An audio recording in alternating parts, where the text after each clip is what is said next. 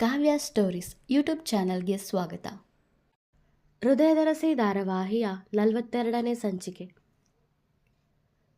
ಸೂರ್ಯನ ಕಿರಣಗಳು ಭೂಮಿಯನ್ನು ಸ್ಪರ್ಶಿಸಿತ್ತು. ಎಚ್ಚರವಾದವರಿಗೆ ತಲೆ ತುಂಬ ನೋವು ಅನ್ನಿಸಿತ್ತು. ಎದ್ದೇಳುವ ಪ್ರಯತ್ನ ಮಾಡಲಿಲ್ಲ. ಆಚೆ ಈಚೆ ನೋಡಿದರೂ ಯಾರೂ ಕಾಣಿಸಲಿಲ್ಲ. ಮತ್ತೆ ತಮ್ಮ ಬಲಭಾಗ ನೋಡಿದಾಗ ಭುವಿ ಅವರು ಮಲಗಿದ್ದ ಮಂಚಕ್ಕೆ ತಲೆ ಇಟ್ಟು ಮಲಗಿದ್ದಳು. ರಾತ್ರಿ ಪೂರ್ತಿ ಇಲ್ಲೇ ಮಲಗಿದ್ಲು ಅನ್ಸುತ್ತೆ. ಛೆ, ಪಾಪ, ನಾನೆಷ್ಟು ತೊಂದರೆ ಕೊಟ್ಟಿದ್ದೀನಿ ಇವಳಿಗೆ. ಅದನ್ಯಾವುದನ್ನು ಮನಸ್ಸಲ್ಲಿ ಇಟ್ಟುಕೊಳ್ಳದೆ ನನ್ನನ್ನು ಚೆನ್ನಾಗಿ ನೋಡಿಕೊಂಡ್ಳು. ನಾನೇ ಪಾಪಿ. ಇಂತಹ ಒಳ್ಳೆ ಮನಸ್ಸಿರುವವಳಿಗೆ ತೊಂದರೆ ಕೊಟ್ಟು ಬಿಟ್ಟೆ.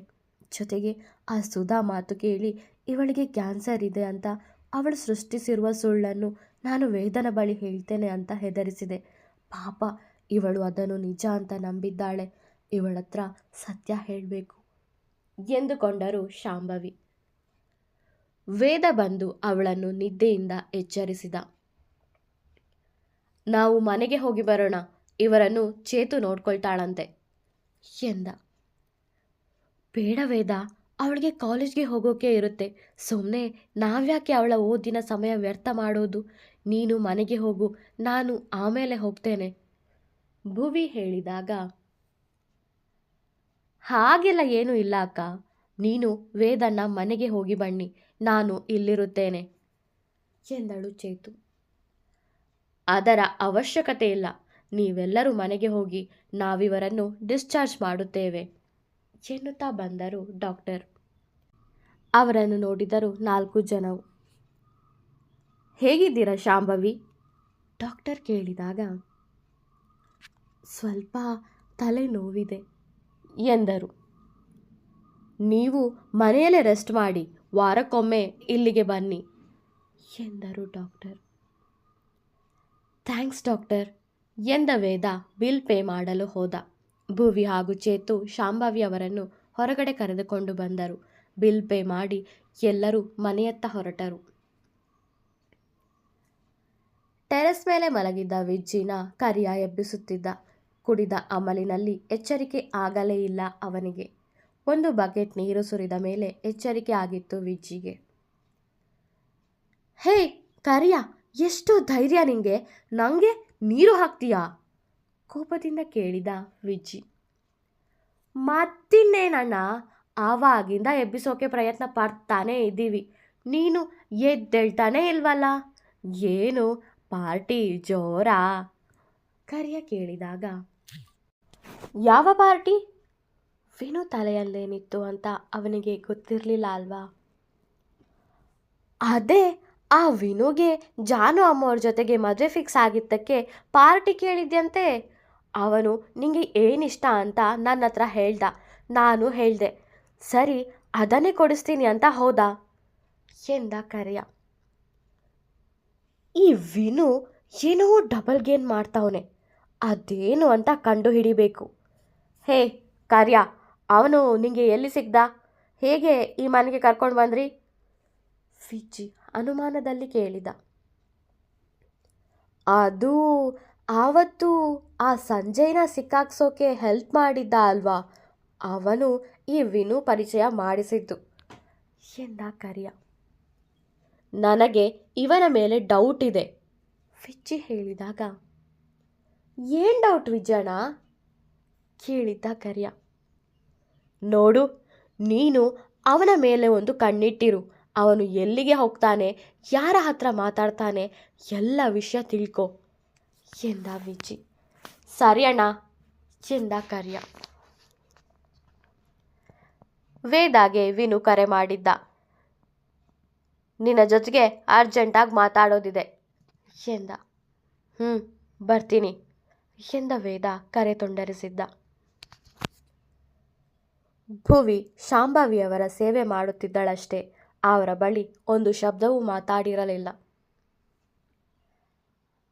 ಅತ್ತೆ, ನೀರು ಬೇಕಿದ್ರೆ ಇಲ್ಲಿ ಇಟ್ಟಿದ್ದೀನಿ, ಬೇರೆ ಏನಾದರೂ ಬೇಕಿದ್ರೆ ಕರೀರಿ, ಬರ್ತೀನಿ ಎಂದು ಹೋಗುತ್ತಿದ್ದವಳ ಕೈ ಹಿಡಿದು ನಿಲ್ಲಿಸಿದರು ಶಾಂಭವಿ. ನನ್ನ ಕ್ಷಮಿಸು ಭುವಿ ಕೇಳಿದ್ದರು ಶಾಂಭವಿ. ಯಾಕೆ ಎಂದಳು ಭುವಿ. ನಿಂಗೆ ಎಷ್ಟೆಲ್ಲ ತೊಂದರೆ ಕೊಟ್ಟೆ, ಎಷ್ಟೆಲ್ಲ ಅವಮಾನ ಮಾಡಿದೆ. ನಿನ್ನ ಗಂಡನನ್ನು ದೂರ ಮಾಡೋಕೆ ಪ್ರಯತ್ನ ಪಟ್ಟೆ. ಆದರೆ ನೀನು ರಾತ್ರಿ ಪೂರ್ತಿ ನಿದ್ದೆ ಬಿಟ್ಟು ನನ್ನ ನೋಡಿಕೊಂಡೆ. ಅಷ್ಟೆಲ್ಲ ಅವಮಾನ ಮಾಡಿದ ವಿನು ನನಗೆ ರಕ್ತ ಕೊಟ್ಟ. ಚಿಕ್ಕ ವಯಸ್ಸಿಂದನೂ ನನ್ನಿಂದ ನೋವು ಅನುಭವಿಸಿದ್ದ ವೇದ ನನ್ನ ಸಮಯಕ್ಕೆ ಸರಿಯಾಗಿ ಆಸ್ಪತ್ರೆಗೆ ಕರೆದುಕೊಂಡು ಹೋಗಿ ನನ್ನ ಪ್ರಾಣನೇ ಉಳಿಸಿದ. ನಾನು ನಿಮಗೆಲ್ಲ ಎಷ್ಟು ನೋವು ಕೊಟ್ಟರೂ ಅದನ್ನು ಮರೆತು ನನಗೆ ಸಹಾಯ ಮಾಡಿದ್ರಿ. ನಿಮಗೆ ತುಂಬ ಥ್ಯಾಂಕ್ಸ್. ನಿಮ್ಮಗಳ ದೊಡ್ಡ ಗುಣಗಳ ಮುಂದೆ ನಾನು ತುಂಬ ಚಿಕ್ಕವಳಾಗಿ ಬಿಟ್ಟೆ.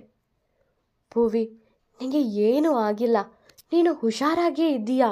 ನಿನಗೆ ಕ್ಯಾನ್ಸರ್ ಇದೆ ಅಂತ ಸುಳ್ಳು ಹೇಳಿದ್ದು ಆ ಪ್ರೇರಣಾ ಮತ್ತು ಸುಧಾ. ನಿನ್ನ ಆಟ ಆಡಿಸೋಕೆ ನಾನು ಅದನ್ನೇ ಹೇಳಿ ಹೆದರಿಸಿದೆ. ನನ್ನ ಕ್ಷಮಿಸು ಭುವಿ. ಜೋರಾಗಿ ಅತ್ತರು ಶಾಂಭವಿ. ಅತ್ತೆ, ಭುವಿ ಮಾತು ಪ್ರಾರಂಭಿಸಿದಾಗ, ಭುವಿ ಬಾ ಹೋಗೋಣ ಎಂದವನು ಬ್ಯಾಗ್ ಹಿಡಿದುಕೊಂಡು ಬಂದಿದ್ದ. ಎಲ್ಲಿಗೆ ಭುವಿ ಕೇಳಿದಾಗ, ಮನೆ ಬಿಟ್ಟು ಹೋಗ್ತಾ ಇದ್ದೀವಿ. ಸಂಬಂಧಗಳ ಬೆಲೆ ಗೊತ್ತಿಲ್ಲದವರ ಜೊತೆಗೆ ಬದುಕೋದು ತುಂಬ ಕಷ್ಟ ಭುವಿ. ಇಂಥವರ ಜೊತೆಗೆ ನಾವು ಇರೋದು ಬೇಡ. ಸ್ವಲ್ಪ ಯಾಮಾರಿದ್ರೂ ನಾನು ನೀನು ದೂರ ಆಗ್ತಿದ್ವಿ. ಯಾರಿಗೆ ಬೇಕು ಈ ಆಸ್ತಿ ಅಂತಸ್ತು?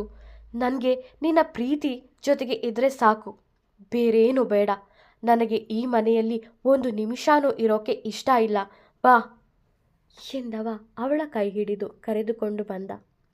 ಅವರ ಹಿಂದೆನೇ ಬಂದ ಶಾಂಭವಿ, ವೇದ, ನನ್ನ ಕ್ಷಮಿಸು. ನಾನು ಇನ್ನು ಯಾವತ್ತೂ ಇಂಥ ತಪ್ಪು ಮಾಡಲ್ಲ.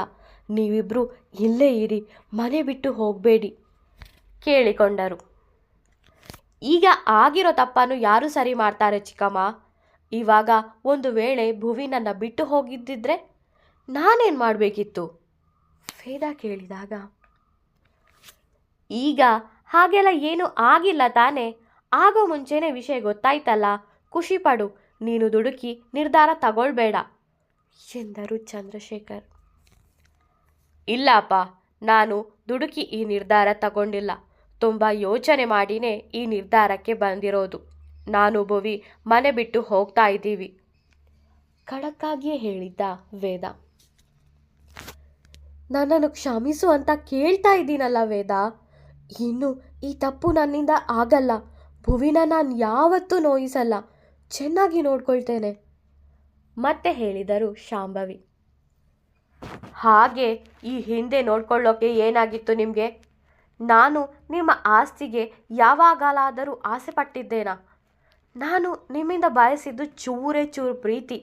ಅದನ್ನು ನೀವು ಯಾವತ್ತೂ ನನಗೆ ಕೊಟ್ಟಿಲ್ಲ. ನನಗ ಪ್ರೀತಿನ ಕೊಟ್ಟಿದ್ದು ಭುವಿ. ಅವಳೇ ನನ್ನ ಪ್ರತಿ ಕಷ್ಟದಲ್ಲೂ ಜೊತೆಯಾಗಿ ಇದ್ದದ್ದು.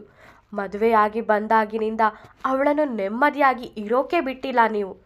ನನ್ನನ್ನು ಅವಳನ್ನು ದೂರ ಮಾಡೋಕೆ ತುಂಬ ಪ್ರಯತ್ನ ಪಟ್ಟಿದ್ದೀರಿ.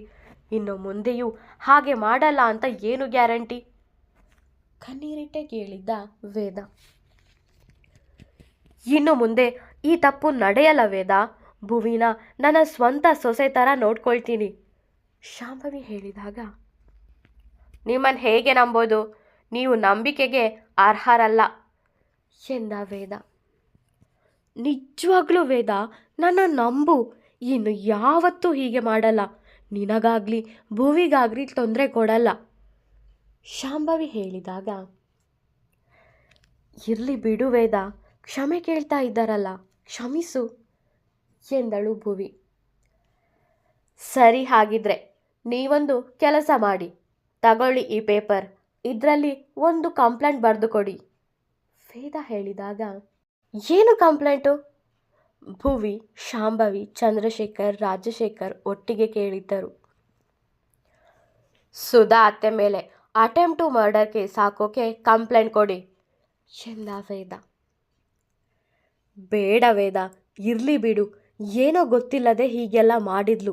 ಸ್ವಲ್ಪ ಬುದ್ಧಿ ಹೇಳು, ಸರಿ ಹೋಗ್ತಾಳೆ ಶಾಂಭವಿ ಹೇಳಿದಾಗ, ನಿಮಗೆಲ್ಲ ಬಾಯಲ್ಲಿ ಬುದ್ಧಿ ಹೇಳಬಾರ್ದು, ಸರಿಯಾಗಿ ಕೊಟ್ಟು ಬುದ್ಧಿ ಹೇಳಬೇಕು ಎಂದ ವೇದ. ವೇದ, ಸುಮ್ಮನೆ ಯಾಕಿದೆಲ್ಲ, ಬೇಡ ಬಿಡು ಎಂದಳು ಭುವಿ. ಇಲ್ಲ, ಕೆಲವರಿಗೆ ಬುದ್ಧಿ ಕಲಿಸ್ಬೇಕು ಅಂದರೆ ಹೀಗೆಲ್ಲ ಮಾಡಲೇಬೇಕು. ನೀನು ಒಂದು ಕಂಪ್ಲೇಂಟ್ ಬರೆದು ಕೊಡು ಪ್ರೇರಣಾ ಮೇಲೆ, ಅವಳಿಗೂ ಸ್ವಲ್ಪ ಶಿಕ್ಷೆ ಆಗಲಿ. ವೇದನ ಮಾತಿಗೆ ವೇದ ಭುವಿ ಕರೆದಾಗ ಸುಮ್ಮನೆ ನಾನು ಹೇಳಿದಷ್ಟು ಮಾಡು ಎಂದ ವೇದ. ಶಾಂಭವಿ ಬರೆದುಕೊಟ್ಟರು, ಜೊತೆಗೆ ಭುವಿ ಕೂಡ ಬರೆದುಕೊಟ್ಟಳು. ಚಿಕ್ಕಮ್ಮ ನೀವು ರೆಸ್ಟ್ ಮಾಡಿ ಎಂದವ ಅಲ್ಲಿಂದ ಹೊರಟ. ಅವರು ಒಳಗಡೆ ಹೋದರು. ವೇದ, ನಿಜವಾಗ್ಲೂ ಸುಧಾನ ಅರೆಸ್ಟ್ ಮಾಡ್ತೀರಾ? ಚಂದ್ರಶೇಖರ್ ಕೇಳಿದಾಗ, ಹೌದು, ತಪ್ಪು ಮಾಡಿದವರಿಗೆ ಶಿಕ್ಷೆ ಆಗಲೇಬೇಕು, ಅರೆಸ್ಟ್ ಮಾಡೇ ಮಾಡ್ತೀನಿ ಎಂದವ. ಭುವಿ, ಈ ಬ್ಯಾಗ್ನ ಒಳಗೆ ಇಡು. ಮನೆ ಬಿಟ್ಟು ಹೋಗಲೆಂದು ಅವನು ತಂದಿದ್ದ ಬ್ಯಾಗನ್ನು ಭುವಿಗೆ ಕೊಟ್ಟ. ಅದನ್ನು ತೆಗೆದುಕೊಂಡ ಭುವಿ, ಲೋ, ಇದರಲ್ಲಿ ಏನೂ ಇಲ್ವಲ್ಲೋ, ಖಾಲಿ ಇದೆ ಬ್ಯಾಗು ಎಂದಳು. ಹಾಂ, ಖಾಲಿ ಇದೆ. ಮನೆ ಬಿಟ್ಟು ಹೋಗೋದು ನಿಜ ಅನ್ಕೊಂಡ್ಯಾ? ಸುಮ್ಮನೆ ಹೆದರಿಸಿದೆ ಅಷ್ಟೇ ಎಂದ ವೇದ ನಗುತ್ತಾ ಕನ್ನಡಿದು ಹೋದ. ಅವನನ್ನು ನೋಡಿ ನಸು ನಕ್ಕಳು ಭುವಿ. ಚಿಂತೆಯಲ್ಲಿ ಕೂತಿದ್ದರು ಸುಧಾ. ಅವರ ಮನೆಗೆ ಬಂದ ವೇದ, ಅವನ ಜೊತೆಗೆ ಚಿಕ್ಕಣ್ಣ ಹಾಗೂ ನಿಮ್ಮಿ ಕೂಡ ಬಂದಿದ್ದರು. ಹೋ ವೇದ, ಬಾರಪ್ಪ. ಏನು ನಮ್ಮ ಮನೆ ದಾರಿ ನೆನಪು ಬಂದುಬಿಟ್ಟಿದೆ? ಪ್ರೇರಣಾ ತಂದೆ ಕೇಳಿದರು. ಬರೋವಂಥ ಸಂದರ್ಭ ಬಂತು, ಅದಕ್ಕೆ ಬಂದೆ ಎಂದ ವೇದ. ಬಾ ಕೂತ್ಕೋ ಅವರು ಹೇಳಿದಾಗ, ನಾನು ಡ್ಯೂಟಿ ಮೇಲೆ ಬಂದಿರೋದು. ಎಲ್ಲಿ ನಿಮ್ಮ ಮಗಳು ಪ್ರೇರಣಾ? ಮತ್ತೆ ಎಲ್ಲಿ ನನ್ನ ಅತ್ತೆ ಸುಧಾ ಎಂದ ವೇದ. ಅವರು ಮೇಲಿದ್ದಾರೆ. ಏನು ವಿಷಯ ಕೇಳಿದಾಗ, ಅವರು ಬರಲಿ, ಆಮೇಲೆ ಹೇಳ್ತೀನಿ ಎನ್ನುತ್ತಿರುವಾಗಲೇ ಇಬ್ಬರು ಕೆಳಗಿಳಿದು ಬಂದರು. ಚಿಕ್ಕಣ್ಣ, ಬೇಡಿ ತಂದಿದ್ದೀಯ ತಾನೇ ವೇದ ಕೇಳಿದಾಗ, ಹೊಸದು ತಂದಿದ್ದೀನಿ ಸರ್ ಎಂದ ಚಿಕ್ಕಣ್ಣ. ಸರಿ ನಿರ್ಮಲಾ, ಇಬ್ರಿಗೂ ಬೇಡಿ ಹಾಕಿ ಎಳ್ಕೊಂಡು ಬನ್ನಿ ಎಂದ ವೇದ. ಯಾಕೆ, ಏನಾಯಿತು ಪ್ರೇರಣಾ ತಂದೆ ಕೇಳಿದಾಗ, ಇಬ್ಬರ ಮೇಲೂ ಕಂಪ್ಲೇಂಟ್ ಕೊಟ್ಟಿದ್ದಾರೆ ಎಂದ ವೇದ. ಯಾರು ಕೇಳಿದ್ದರು ಪ್ರೇರಣಾ ತಂದೆ. ನನ್ನ ಹೆಂಡತಿ ಮತ್ತೆ ನನ್ನ ಚಿಕ್ಕಮ್ಮ ಎಂದ ವೇದ. ಏನಂತ ಪ್ರೇರಣಾ ತಂದೆ ಕೇಳಿದಾಗ, ಇಲ್ಲಿ ನಿಂತಿದ್ದಾರಲ್ಲ, ಇವರಿಗೆ ಗೊತ್ತಿರಬಹುದು ಏನು ಅಂತ ಕೇಳಿ ವೇದ ಹೇಳಿದ. ಡ್ಯಾಡ್, ನಮಗೆ ಗೊತ್ತಿಲ್ಲ ಎಂದಳು ಪ್ರೇರಣಾ. ಗೊತ್ತಿಲ್ವಾ? ಅಥವಾ ಗೊತ್ತಿಲ್ಲದ ಹಾಗೆ ನಾಟಕ ಮಾಡ್ತಾ ಇದೆಯಾ ಪ್ರೇರಣಾ? ಡಾಕ್ಟರ್ ಆಗಿ ಒಬ್ಬರ ಜೀವನದ ಜೊತೆಗೆ ಆಟ ಆಡೋಕೆ ನಿನಗೆ ಹೇಗೆ ಮನಸ್ಸು ಬಂತು? ಆ ರೈಟ್ಸ್ ನಿನಗೆ ಯಾರು ಕೊಟ್ಟಿದ್ದು ಜೋರಾಗಿ ಕೇಳಿದ್ದ ವೇದ. ನೀನು ಏನು ಮಾತಾಡ್ತಿದ್ಯಾ ವೇದಾಂತ್ ಪ್ರೇರಣಾ ಕೇಳಿದಾಗ, ನಾಟಕ ಸಾಕು ಪ್ರೇರಣಾ, ನನಗೆ ಎಲ್ಲ ವಿಷಯ ಗೊತ್ತಾಗಿದೆ. ನೀನು ಭುವಿಗೆ ಕ್ಯಾನ್ಸರ್ ಇದೆ ಅಂತ ಸುಳ್ಳು ಹೇಳಿದ್ದು, ನನ್ನಿಂದ ಅವಳನ್ನು ದೂರ ಮಾಡೋಕೆ ನೋಡಿದ್ದು, ಅವಳೊಂದು ವೇಳೆ ಏನಾದರೂ ಮಾಡಿಕೊಂಡಿದ್ದರೆ ಏನು ಮಾಡುತ್ತಿದ್ದೆ ನೀನು ವೇದ ಕೇಳಿದ. ಇವನಿಗೆ ಹೇಗೆ ಗೊತ್ತಾಯಿತು ಇದೆಲ್ಲ? ಸುಧಾಗೆ ಮಾತ್ರ ಕೇಳುವಂತೆ ಕೇಳಿದ್ದಳು ಪ್ರೇರಣಾ. ಬಹುಶಃ ಆ ಶಾಂಭವಿ ಅತ್ತಿಗೆ ಹೇಳಿದ್ರು ಅನಿಸುತ್ತೆ ಎಂದರು ಸುಧಾ. ಕರ್ಮ, ಅವತ್ತೇ ಹೇಳಿದೆ ನಿಮಗೆ ಅವ್ರ ಹತ್ರ ಹೇಳೋದು ಬೇಡ ಅಂತ ಎನ್ನುತ್ತಿದ್ದಳು ಪ್ರೇರಣಾ. ಹಲೋ, ನೀವಿಬ್ರು ಏನು ಡಿಸ್ಕಷನ್ ಮಾಡ್ತಾ ಇದ್ದೀರಾ? ನಾನಿಲ್ಲಿ ಮಾತಾಡೋದು ಕೇಳ್ತಾ ಇದ್ದೀಯಾ? ಬನ್ನಿ, ಇವಾಗ ಜೀಪ್ ಹತ್ತಿ ಜೈಲಲ್ಲಿ ಕೂತ್ಕೊಂಡು ಯಾರ ಜೀವನನ ಹೇಗೆ ಹಾಳು ಮಾಡೋದು ಅಂತ ಯೋಚನೆ ಮಾಡುವಿರಂತೆ ಎಂದ ವೇದ. ವೇದ, ನಮ್ಮನ್ನು ಕ್ಷಮಿಸೋ ಸುಧಾ ಕೇಳಿದರು. ನಿಮ್ಮನ್ನು ಕ್ಷಮಿಸೋದಾ? ನಿಮಗೂ ಒಬ್ಬಳು ಮಗಳಿದ್ದು ಅವಳಿಗೆ ಹೀಗೆಲ್ಲ ಮಾಡಿದ್ದಿದ್ರೆ ನೀವು ಸುಮ್ಮನೆ ಬಿಡ್ತಾ ಇದ್ರಾ ಅತ್ತೆ? ಭುವಿ ಕೂಡ ನಿಮ್ಮ ಮಗಳ ಹಾಗೆ ತಾನೆ? ಅವಳಿಗೆ ಹೀಗೆಲ್ಲ ಮಾಡೋಕೆ ನಿಮಗೆ ಮನಸ್ಸಾದರೂ ಹೇಗೆ ಬಂತು? ವೇದ ಕೇಳಿದ. ಪ್ರೇರಣ, ವೈದ್ಯೋ ನಾರಾಯಣ ಹರಿ ಅಂದರೆ ವೈದ್ಯನೇ ದೇವರು ಎಂದು ಅರ್ಥ. ನಿನ್ನ ನಂಬಿ ಬರೋ ರೋಗಿಗಳಿಗೆ ನೀನು ಇಲ್ಲಸಲ್ಲದ ರೋಗ ಇದೆ ಅಂದರೆ ನಿನ್ನ ವೃತ್ತಿಗೆ ನೀನು ಮೋಸ ಮಾಡ್ತಾ ಇದ್ದೀಯಾ ಅಂತ ತಾನೇ ಅರ್ಥ. ಅದೇಗೆ ಮನಸ್ಸು ಬಂತು ನಿಂಗೆ ಹೀಗೆಲ್ಲ ಮಾಡೋಕೆ? ನೀನು ಒಂದು ಹೆಣ್ಣು, ಇನ್ನೊಂದು ಹೆಣ್ಣಿನ ಜೀವನ ಹಾಳು ಮಾಡುವಷ್ಟು ನಿನ್ನ ಹೃದಯ ಕಲ್ಲ. ವೇದ ಕೇಳಿದ್ದ. ಎಷ್ಟು ವರ್ಷ ಶಿಕ್ಷೆ ಆಗ್ಬೋದು ಚಿಕ್ಕಣ್ಣ ಇವಳಿಗೆ? ಚಿಕ್ಕಣ್ಣನ ಬಳಿ ವೇದ ಕೇಳಿದಾಗ, ಹೆಚ್ಚು ಕಡಿಮೆ 10 ವರ್ಷ ಎಂದ ಚಿಕ್ಕಣ್ಣ. ಮತ್ತೆ ಸುಧಾ ಅತ್ತೆ ಮೇಲೆ ಚಿಕ್ಕಮ್ಮ ಕಂಪ್ಲೇಂಟ್ ಕೊಟ್ಟಿದ್ದಾರೆ, ಅಟೆಂಪ್ಟ್ ಟು ಮರ್ಡರ್ ಕೇಸ್. ಎಷ್ಟು ವರ್ಷ ಶಿಕ್ಷೆ ಆಗುತ್ತೆ? ವೇದ ಕೇಳಿದಾಗ, 5 ವರ್ಷ ಆಗ್ಬೋದು ಸರ್ ಎಂದಳು ನಿಮ್ಮಿ. ಇವರು ಮಾಡಿದ ತಪ್ಪಿಗೆ ಶಿಕ್ಷೆ ಸ್ವಲ್ಪ ಕಡಿಮೆ ಆಯಿತು ಅನಿಸುತ್ತೆ ಅಲ್ವಾ? ವೇದ ಕೇಳಿದಾಗ, ಹೌದು ಸರ್, ಏನು ಮಾಡೋಣ ಕೇಳಿದ್ದ ಚಿಕ್ಕಣ್ಣ. ಸರ್, ನನ್ನ ಹತ್ರ ಐಡಿಯಾ ಇದೆ ಸರ್ ನಿಮ್ಮಿ ಹೇಳಿದಾಗ, ಹೇಳು ನಿಮ್ಮಿ ಎಂದ ವೇದ. ಸರ್, ಇವರ ಮೇಲೆ ಹೇಗಿದ್ರೂ ಕಂಪ್ಲೇಂಟ್ ಕೊಟ್ಟಿದ್ದಾರೆ, ಇಲ್ಲಿಂದ ಅರೆಸ್ಟ್ ಮಾಡಿ ಕರ್ಕೊಂಡು ಹೋಗೋಣ, ಎಲ್ಲಾದರೂ ನಿಲ್ಲಿಸಿ ಓಡೋಗೋಕೆ ಹೇಳೋದು, ಓಡಿಲ್ಲ ಅಂದರೆ ಓಡಿಸೋದು. ಹೇಗಿದ್ರೂ ನೀವು ಎನ್ಕೌಂಟರ್ ಸ್ಪೆಷಲಿಸ್ಟ್ ಅಲ್ವಾ, ಶೂಟ್ ಮಾಡಿಬಿಡಿ, 2 ಬುಲೆಟ್ಟು, 2 ಪ್ರಾಣನೂ ಹಾರಿ ಹೋಗುತ್ತೆ ಎಂದಳು ನಿಮ್ಮಿ. ವಾವ್ ಚಿಕ್ಕು, ನಿನ್ನ ಹುಡುಗಿಗೆ ಸಿಕ್ಕಾಪಟ್ಟೆ ತಲೆ ಇದೆ, ಈ ಪ್ಲ್ಯಾನ್ ಚೆನ್ನಾಗಿದೆ, ಇದನ್ನೇ ಮಾಡೋಣ ವೇದ ಖುಷಿಯಿಂದ ಹೇಳಿದ. ಬೇಡ ವೇದ, ಪ್ಲೀಸ್ ನಮ್ಮನ್ನು ಕ್ಷಮಿಸು, ಮತ್ತೆ ಯಾವತ್ತೂ ಈ ರೀತಿ ಮಾಡಲ್ಲ ಕೇಳಿಕೊಂಡರು ಸುಧಾ. ಇವಾಗ ಮಾಡಿರೋದಕ್ಕೆ ಶಿಕ್ಷೆ ಆಗಬೇಕಲ್ಲ ಅತ್ತೆ ವೇದ ಹೇಳಿದಾಗ, ನೀನೇನಾದರೂ ಹಾಗೆ ಮಾಡಿದರೆ ನನ್ನ ಗಂಡ ಏನು ಮಾಡ್ತಾರೆ? ನನ್ನ ಮಗ ಸಿದ್ದು, ಅವನು ಅನಾಥ ಆಗ್ತಾನೆ. ಪ್ಲೀಸ್ ವೇದ, ಹಾಗೆಲ್ಲ ಮಾಡಬೇಡ ಎಂದರು ಶಾಂಭವಿ. ಅತ್ತೆ, ಮಾವನಿಗೆ ಬೇರೆ ಮದುವೆ ಮಾಡಿಸೋಣ. ಸಿದ್ದು ಹೇಗಿದ್ರು ಲೋಫರ್ ಥರ ರೋಡ್ ತಿರುಗಾಡ್ತಾನೆ, ಅವನನ್ನು ನಾನೇ ಯಾವತ್ತಾದರೂ ಎನ್ಕೌಂಟರ್ ಮಾಡ್ತೀನಿ. ನೀವೇನು ಅದರ ಬಗ್ಗೆ ಚಿಂತೆ ಮಾಡಬೇಡಿ ಅತ್ತೆ ಎಂದ ವೇದ. ಲೋ, ಹಾಗೆಲ್ಲ ಮಾಡಬೇಡ, ಸಿದ್ದು ಇನ್ನೂ ಸಣ್ಣವನು, ಅವನಿಗೆ ಇನ್ನೂ ಬಾಳಿ ಬದುಕೋದಿದೆ, ಅವನಿಗೆ ಹಾಗೆಲ್ಲ ಮಾಡಿದರೆ ಅವನ ಜೀವನ ಹಾಳಾಗಲ್ವಾ ಸುಧಾ ಹೇಳಿದಾಗ, ವಾವ್ ಅತ್ತೆ, ಅವನು ಇನ್ನೂ ಸಣ್ಣವನು, ಇನ್ನೂ ಅವನಿಗೆ ಬಾಳಿ ಬದುಕಬೇಕಿದೆ, ಅವನ ಜೀವನ ಹಾಳಾಗಿ ಹೋಗುತ್ತೆ. ಮತ್ತೆ ನನ್ನ ಜೀವನ? ನಾನು ಅವನ ಹಾಗೇನೆ ಅಲ್ವಾ ಅತ್ತೆ? ನನಗೂ ಬದುಕಲ್ಲಿ ತುಂಬ ಆಸೆ ಇದೆ, ಭುವಿ ಜೊತೆಗೆ ಬಾಳಿ ಬದುಕಬೇಕೆಂದು ನನಗೂ ಆಸೆ ಇದೆ. ನಾನು ಜೀವನನ ಇನ್ನೂ ಸರಿಯಾಗಿ ನೋಡಿಲ್ಲ, ನಾನು ಸಣ್ಣವನೇ. ನೀವು ನನ್ನ ಭುವಿನ ದೂರ ಮಾಡಿದ್ರೆ ನನ್ನ ಜೀವನನೂ ಹಾಳಾಗಲ್ವಾ ಅತ್ತೆ ವೇದ ಕೇಳಿದಾಗ ತಲೆ ತಗ್ಗಿಸಿ ನಿಂತರು ಸುಧಾ. ಎಲ್ಲರೂ ಒಂದೇ ಥರ ಅಲ್ವಾ, ಎಲ್ಲರಿಗೂ ಚೆನ್ನಾಗಿ ಇರಬೇಕು ಅಂತ ಆಸೆ ಇದ್ದೇ ಇರುತ್ತೆ ಅಲ್ವಾ?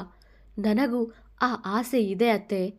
ನಾನು ಪ್ರೀತಿ ಮಾಡಿದ ನನ್ನ ಭುವಿ ಜೊತೆಗೆ ಚೆನ್ನಾಗಿ ಬದುಕಬೇಕು ಅಂತ ನನಗೂ ಆಸೆ ಇದೆ. ಯಾಕೆ ಬಿಡ್ತಾ ಇಲ್ಲ ನೀವು ವೇದ ಕೇಳಿದ. ಪ್ರೇರಣಾ, ನಾನು ಭುವಿನ ಪ್ರಾಣಕ್ಕಿಂತ ಹೆಚ್ಚಾಗಿ ಪ್ರೀತಿ ಮಾಡ್ತಾ ಇದ್ದೀನಿ. ಅದೇಗೆ ಅಂದ್ಕೊಂಡೆ ನೀನು? ಭುವಿ ನನ್ನ ಬಿಟ್ಟು ಹೋದರೆ ನಾನು ನಿನ್ನ ಹತ್ರ ಬರ್ತೀನಿ ಅಂತ? ತುಂಬ ಚೀಪ್ ಮೆಂಟಾಲಿಟಿ ಪ್ರೇರಣಾ ನಿಂದು ವೇದ ಹೇಳಿದ. ಚಿಕ್ಕಣ್ಣ, ಇವಳ ಈ ಕೆಲಸ ಹೊರಗಡೆ ಗೊತ್ತಾದರೆ ಏನಾಗ್ಬೋದು ವೇದ ಚಿಕ್ಕಣ್ಣನ ಬಳಿ ಕೇಳಿದಾಗ, ಜನ ಕಲ್ಲು ತಗೊಂಡು ಹೊಡಿಬಹುದು ಎಂದ ಚಿಕ್ಕು. ಮೆಟ್ಟಲಿ ಬಾರಿಸುವರು ಎಂದರು ನಿಮ್ಮಿ. ಮೀಡಿಯಾಗೆ ಗೊತ್ತಾದರೆ ವೇದ ಕೇಳಿದಾಗ, ಅಬ್ಬಾ ಕೇಳಬೇಕಾ ಸರ್, ಬದುಕಿರೋವಾಗಲೇ ನರಕ ತೋರಿಸುವರು ಎಂದ ಚಿಕ್ಕು. ಅದನ್ನೆಲ್ಲ ನೋಡಿ ಇವರು ಬದುಕ್ತಾರಾ? ಆತ್ಮಹತ್ಯೆ ಫಿಕ್ಸು ಎಂದ ವೇದ. ಅದಕ್ಕೆ ಇವಾಗ ನಾನು ಹೇಳಿರೋ ಐಡಿಯಾನ ಮಾಡಿದ್ರೆ ಆತ್ಮಹತ್ಯೆ ಮಾಡೋ ಕೆಲಸ ಇವರಿಗೆ ತಪ್ಪುತ್ತೆ. ನಿಮ್ಮಿ ಮಾತಿಗೆ ನಿಮ್ಮಿ ಅರೆಸ್ಟ್ ಮಾಡಿ ಇವರನ್ನು ಎಂದವನು ಅಲ್ಲಿಂದ ಹೊರಡಲನುವಾದ. ವೇದ, ಪ್ಲೀಸ್ ಕಣೋ, ಬೇಡ, ಹಾಗೆಲ್ಲ ಮಾಡಬೇಡ, ನಾನು ಬದಲಾಗ್ತೀನಿ ಎನ್ನುತ್ತಾ ಅವನ ಬಳಿ ಬಂದರು ಸುಧಾ. ಅಯ್ಯ ಬಾರಮ್ಮ, ತಪ್ಪು ಮಾಡೋವಾಗ ಗೊತ್ತಿರಬೇಕು, ಇವಾಗ ಕೇಳಿಕೊಂಡ್ರೆ ಆಗುತ್ತಾ ಎಂದ ನಿಮ್ಮಿ ಅವರಿಗೆ ಬೇಡಿ ಹಾಕಲು ಮುಂದಾದರು. ವೇದ, ಪ್ಲೀಸ್ ಕಣೋ ಎನ್ನುತ್ತಾ ಕಾಲಿಗೆ ಬಿದ್ದರು ಸುಧಾ. ಅವರಿಂದ ದೂರ ಸರಿದವನು, ನೀವಿಬ್ಬರು ಕ್ಷಮೆಗೆ ಅರ್ಹರಲ್ಲ, ನನ್ನ ಮುಟ್ಟೋ ಯೋಗ್ಯತೆಯೂ ನಿಮಗಿಲ್ಲ ಎಂದ ವೇದ. ತಪ್ಪು ನಮ್ಮಿಂದ ನಡೆದು ಹೋಗಿದೆ ವೇದ, ನಮ್ಮನ್ನು ಕ್ಷಮಿಸು. ಅವರಿಬ್ಬರ ಪರವಾಗಿ ನಾನು ಕ್ಷಮೆ ಕೇಳ್ತಾ ಇದ್ದೀನಿ. ನಮ್ಮ ಮಾನ ಮರ್ಯಾದೆನ ಕಳಿಬೇಡಪ್ಪ.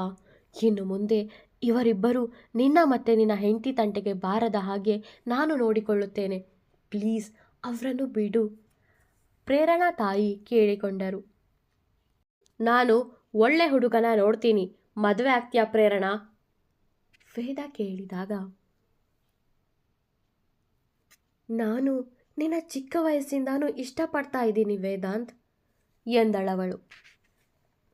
ಆದರೆ ನಾನು ಯಾವತ್ತೂ ನಿನ್ನ ಆ ರೀತಿ ನೋಡಿಲ್ಲ ಪ್ರೇರಣಾ. ನೀನು ನನಗೆ ಒಳ್ಳೆ ಫ್ರೆಂಡ್ ಅಷ್ಟೆ. ಪ್ರೀತಿ ಹಾಗೆಲ್ಲ ಎಲ್ಲರ ಮೇಲೂ ಹುಟ್ಟಲ್ಲ. ಹುಟ್ಟಿದ ಮೇಲೆ ದೂರ ಆಗೋಕೆ ತುಂಬ ಕಷ್ಟ ಇದೆ. ಅವಳು ನನ್ನಿಂದ ದೂರ ಹೋದ ತಕ್ಷಣ ನಾನು ಅವಳನ್ನು ಮರೆತು ನಿನ್ನ ಮದುವೆ ಆಗ್ತೀನಿ ಅನ್ನೋಕೆ ನನ್ನದೇನು ಟೈಮ್ ಪಾಸ್ ಲವ್ ಅಲ್ಲ. ಮನಸಾರೆ ಇಷ್ಟಪಟ್ಟಿದ್ದೀನಿ. ಅವಳನ್ನು ಬಿಟ್ಟು ಈ ಜೀವ ಹೋಗುತ್ತೆ ಹೊರತು ನಾನು ಯಾವತ್ತೂ ಅವಳಿಂದ ದೂರ ಆಗಲ್ಲ ವೇದ ಹೇಳಿದ. ಮನಸ್ಸು ಬದಲಿಸಿದಳು ಪ್ರೇರಣಾ. ಸರಿ, ನಾನು ನೀನು ತೋರಿಸಿದ ಹುಡುಗನನ್ನು ಮದುವೆ ಆಗ್ತೀನಿ ಎಂದಳು. ಥ್ಯಾಂಕ್ಸ್ ಎಂದನವ. ಅತ್ತೆ, ನಿಜವಾಗ್ಲೂ ಬದಲಾಗ್ತೀರಿ ತಾನೇ? ಮತ್ತೆ ಈ ತರಹದ ಕಿತ್ತೋಗಿರೋ ಪ್ಲ್ಯಾನ್ ಮಾಡಿ ನನ್ನ ಭುವಿನ ದೂರ ಮಾಡೋಕೆ ಬಂದರೆ ಎಲ್ಲಿ ಅಂತ ನೋಡಲ್ಲ. ನಿರ್ಮಲ ಹೇಳಿದ ಹಾಗೆ ಎನ್ಕೌಂಟರ್ ಮಾಡಿಬಿಡೋದೆ ಎಂದ ವೇದ. ಇಲ್ಲ ಇಲ್ಲ, ಇನ್ನು ಯಾವತ್ತೂ ನಿನ್ನ ಮತ್ತೆ ನಿನ್ನ ಹೆಂಡತಿ ತಂಟೆಗೆ ಬರಲ್ಲ, ನನ್ನ ಬಿಟ್ಟು ಬಿಡು ಎಂದರು ಸುಧಾ. ಮನಸ್ಸು ಪ್ರಶಾಂತತೆಯಿಂದ ಕೂಡಿತ್ತು ಶಾಂಭವಿದ್ದು. ಕಲ್ಮಶವೆಲ್ಲ ದೂರವಾಗಿ ಎಲ್ಲರನ್ನೂ ಪ್ರೀತಿಸುವ ಗುಣ ಚಿಗುರೊಡೆಯುತ್ತಿತ್ತು. ಆಗಲೇ ಅವರ ಫೋನ್ ರಿಂಗ್ ಆಗಿತ್ತು. ಮಲಗಿದ್ದವರು ಎದ್ದು ಯಾರು ಕರೆ ಮಾಡಿದ್ದು ಎಂದು ನೋಡಲು ಹೋದರು. ಸ್ಕ್ರೀನ್ ಮೇಲೆ ಹೆಸರು ನೋಡಿ ದಂಗಾದರು. ಕರೆ ಸ್ವೀಕರಿಸಬೇಕೋ ಬೇಡವೋ ಎಂದು ತುಂಬ ಯೋಚಿಸಿದರು. ಅಷ್ಟರಲ್ಲೊಮ್ಮೆ ಕರೆ ತುಂಡಾಗಿ ಮತ್ತೆ ಕರೆ ಬಂದಿತ್ತು. ಕರೆ ಮಾಡಿದ್ದು ಬೇರೆ ಯಾರೂ ಅಲ್ಲ, ರಮ್ಯಾ.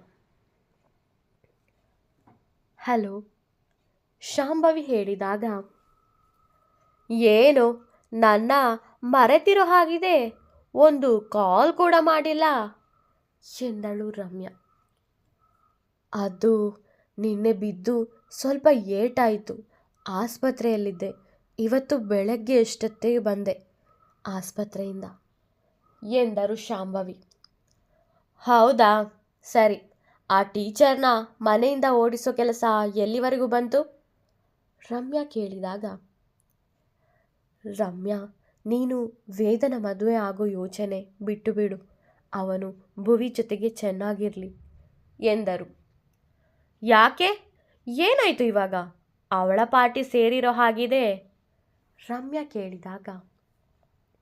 ಹೌದು, ಬುದ್ಧಿ ಬಂತು. ವೇದ ಭುವಿ ಮೇಲೆ ಪ್ರಾಣನೇ ಇಟ್ಟುಕೊಂಡಿದ್ದಾನೆ. ಅವಳೂ ಅಷ್ಟೇ. ಅವರಿಬ್ಬರನ್ನು ದೂರ ಮಾಡೋ ಮನಸ್ಸು ನನಗಿಲ್ಲ. ಅದಕ್ಕೆ ನೀನು ವೇದ ಚಿಂತೆ ಬಿಟ್ಟು ಬೇರೆ ಮದುವೆ ಆಗಿ ಚೆನ್ನಾಗಿರು ಎಂದರು ಶಾಂಭವಿ. ಏನ್ರಿ ಹೀಗೆಲ್ಲ ಮಾತಾಡ್ತಾ ಇದ್ದೀರಾ? ನಾನು ಯಾರನ್ನು ಮದುವೆ ಆಗಬೇಕು ಅಂತ ಹೇಳೋಕೆ ನೀವ್ಯಾರ್ರಿ? ನನಗೆ ಬೇಕಾದವರನ್ನು ಮದುವೆ ಆಗ್ತೀನಿ. ನಿಮಗೆ ವಹಿಸಿರೋ ಕೆಲಸನ ನೀವು ಮಾಡಿ, ಆಮೇಲೆ ನನ್ನ ಬಗ್ಗೆ ಯೋಚಿಸಿ ಎಂದಳು ರಮ್ಯಾ. ನೋಡು ರಮ್ಯಾ, ನಾವು ಒಳ್ಳೆಯವರಿಗೆ ಕೆಟ್ಟದು ಮಾಡೋಕೆ ಹೋದರೆ ಆ ದೇವರು ನಮ್ಮನ್ನು ಸುಮ್ಮನೆ ಬಿಡಲ್ಲ, ಸರಿಯಾಗಿ ಪಾಠ ಕಲಿಸ್ತಾನೆ. ನಾನೀಗಾಗಲೇ ಪಾಠ ಕಲಿತಿದ್ದೀನಿ. ನೀನಿನ್ನೂ ಚಿಕ್ಕವಳು, ನಿನಗೂ ಏನಾದರೂ ಆಗೋ ಮೊದಲು ಬದಲಾಗು. ಶಾಂಭವಿ ಹೇಳಿದಾಗ, ನಿಮ್ಮ ಉಪದೇಶ ನನಗೆ ಬೇಡ. ಈಗೇನು ಆ ಭುವಿನ ವೇದಾಂತನ ದೂರ ಮಾಡ್ತಿರೋ ಇಲ್ವೋ? ಜೋರಾಗಿಯೇ ಕೇಳಿದ್ದಳು. ಇಲ್ಲ, ಮಾಡಲ್ಲ. ಅವರಿಬ್ಬರು ಚೆನ್ನಾಗಿರಬೇಕು ಎಂದರು ಶಾಂಭವಿ. ಹೌದಾ, ಸರಿ. ನನಗೆ ಹೆದರಿಸಿ ಬೆದರಿಸಿ ನಮ್ಮ ಮನೆಯವರಿಂದ ನಮ್ಮ ಆಸ್ತಿನ ನಿಮ್ಮ ಹೆಸರಿಗೆ ಬರೆದುಕೊಂಡಿದ್ದೀರಿ ಅಂತ ಕೇಸ್ ಹಾಕ್ತೀನಿ ನಿಮ್ಮ ಮೇಲೆ. ಕೋರ್ಟಿಗೆ ಕರ್ಕೊಂಡು ಹೋಗ್ತೀನಿ. ನಿಮ್ಮ ಮನೆ ಮಾನ ಹರಾಜು ಮಾಡ್ತೀನಿ. ನಿಮಗೆ ನಾಳೆವರೆಗೂ ಟೈಮ್ ಕೊಡ್ತೀನಿ. ನಿಮ್ಮ ಮನೆಯವರ ಮಾನ ನಿಮ್ಮ ಕೈಯಲ್ಲಿದೆ. ನಿಮ್ಮ ನಿರ್ಧಾರದಿಂದ ಒಳ್ಳೆಯದು ಆಗಬಹುದು, ಕೆಟ್ಟದ್ದು ಆಗಬಹುದು. ಯೋಚನೆ ಮಾಡಿ ಎಂದ ರಮ್ಯಾ ಕರೆ ತುಂಡರಿಸಿದ್ದಳು. ಛೇ, ನಾನು ಮಾಡಿದ ಒಂದು ತಪ್ಪು ನಮ್ಮ ಮನೆಯವರ ಮಾನ ಹೋಗುವ ಹಾಗೆ ಆಗ್ತಾ ಇದೆ. ಇದೆಲ್ಲ ಬೇಡ ಇತ್ತು ನನಗೆ. ಸುಮ್ಮನೆ ಇರೋದು ಬಿಟ್ಟು ನಮ್ಮ ಸುಂದರ ಕುಟುಂಬವನ್ನು ನಾನೇ ಹಾಳು ಮಾಡಿಕೊಂಡೆ. ಏನು ಮಾಡೋದು ಇವಾಗ? ಚಿಂತಿಸಲು ಪ್ರಾರಂಭಿಸಿದ್ದರು ಶಾಂಭವಿ. ಲೋ ವೇದ, ಆ ಧನಂಜಯ್ ಬಾಸ್ ಯಾರು ಗೊತ್ತಾ? ವಿನು ಕೇಳಿದಾಗ, ಯಾರು ಗೊತ್ತಾಯ್ತಾ? ವೇದ ಕೇಳಿದ. ಬೇರೆ ಯಾರು ಅಲ್ಲ, ಆ ಸುಧಾಕರ್. ಅದೇ ಪ್ರೀತಮ್ ಮತ್ತೆ ಮಹೇಶ್ ತಂದೆ. ಅವನೇನು ಬದುಕಿದ್ದಾನೆ ಕಣೋ. ಅವನೇ ಈ ಧನಂಜಯ್ಗೆ ಮಕ್ಕಳ ಸಾಗಾಣಿಕೆಯಲ್ಲಿ ಸಹಾಯ ಮಾಡ್ತಾ ಇರೋದು. ವಿನು ಹೇಳಿದಾಗ, ಹೋ, ಅವನು ಬದುಕಿದ್ದಾನಾ? ಸಲೀಸಾಗಿಯೇ ಕೇಳಿದ್ದ ವೇದ. ಏನೋ ಅಷ್ಟು ದೊಡ್ಡ ಶಾಕಿಂಗ್ ನ್ಯೂಸ್ ಹೇಳ್ತಾ ಇದ್ದೀನಿ, ನೀನು ಸಮಾಧಾನವಾಗಿಯೇ ರಿಯಾಕ್ಟ್ ಮಾಡ್ತಾ ಇದ್ದೀಯಲ್ಲೋ? ವಿನು ಕೇಳಿದ.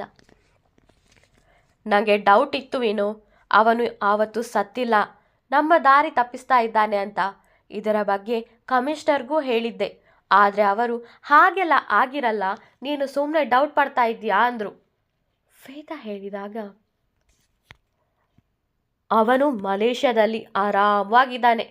ಇವಾಗ ಏನೋ ಮಾಡೋದು? ನಿನಗೆ ಹೇಗಿದ್ರು ಅಲ್ಲಿನ ಪೊಲೀಸ್ ಲಿಂಕ್ ಇದೆ ಅಲ್ವಾ, ಅಲ್ಲೇ ಅವನನ್ನು ಹಿಡಿದು ಹಾಕೋಕೆ ಹೇಳು ಎಂದ ವಿನು. ಬೇಡ ವಿನು, ಅವನನ್ನು ಅಲ್ಲೇ ಹಿಡಿಬಾರ್ದು, ಪ್ಲ್ಯಾನ್ ಮಾಡಿ ಇಲ್ಲಿ ಹಿಡಿಬೇಕು. ವೇದ ಹೇಳಿದಾಗ, ಹೇಗೆ? ಅವನು ಇಲ್ಲಿಗೆ ಬರ್ತಾನಾ? ವಿನು ಕೇಳಿದ. ಬರ್ತಾನೆ ಎಂದ ವೇದ. ಯಾವಾಗ? ವಿನು ಕೇಳಿದಾಗ, ನಿನ್ನ ಎಂಗೇಜ್ಮೆಂಟ್ಗೆ ಎಂದ ವೇದ. ಏನು? ವಿನು ಕೇಳಿದಾಗ, ಹೌದು, ಹೇಗಿದ್ರೂ ಇನ್ನು 4 ದಿನದಲ್ಲಿ ನಿನ್ನ ಎಂಗೇಜ್ಮೆಂಟ್ ಅಲ್ವಾ, ಅದಕ್ಕೆ ಅವನು ಬಂದೇ ಬರ್ತಾನೆ. ಧನು ಅವನನ್ನು ಕರೆದೇ ಕರೀತಾನೆ. ವೇದ ಹೇಳಿದ. ಅವನು ಹೇಗೋ ಬರ್ತಾನೆ, ಅವನಿಗೆ ತಲೆ ಇಲ್ವಾ? ಹಾಗೆ ಬಂದರೆ ಅವನು ಸಿಕ್ಕಿ ಹಾಕಿಕೊಳ್ತಾನೆ ಅಂತ ಅವನಿಗೂ ಭಯ ಇರಲ್ವಾ? ವಿನು ಕೇಳಿದಾಗ, ಅವನು ನೇರವಾಗಿ ಬರದೇ ಇದ್ದರೂ ಕದ್ದು ಮುಚ್ಚಿ ಆದರೂ ಬಂದೇ ಬರ್ತಾನೆ. ಅಲ್ಲಿಯವರೆಗೂ ನೀನು ಹುಷಾರಾಗಿರಬೇಕು ಎಂದ ವೇದ. ಆಯಿತು. ಒಂದು ವೇಳೆ ಅವನು ಬರದೇ ಇದ್ದರೆ? ವಿನು ಕೇಳಿದಾಗ, ಅವನನ್ನು ಹೇಗೆ ಬರಿಸೋದು ಅಂತ ನನಗೆ ಚೆನ್ನಾಗಿ ಗೊತ್ತು ಎಂದ ವೇದ. ಮುಂದುವರಿಯುವುದು. ವಿಡಿಯೋ ಇಷ್ಟವಾದರೆ ಲೈಕ್ ಮಾಡಿ, ಕಮೆಂಟ್ ಮಾಡಿ. ನನ್ನ ಚಾನಲ್ಗೆ ಹೊಸಬರಾದರೆ ಸಬ್ಸ್ಕ್ರೈಬ್ ಮಾಡಲು ಮರೆಯಬೇಡಿ. ಧನ್ಯವಾದಗಳು.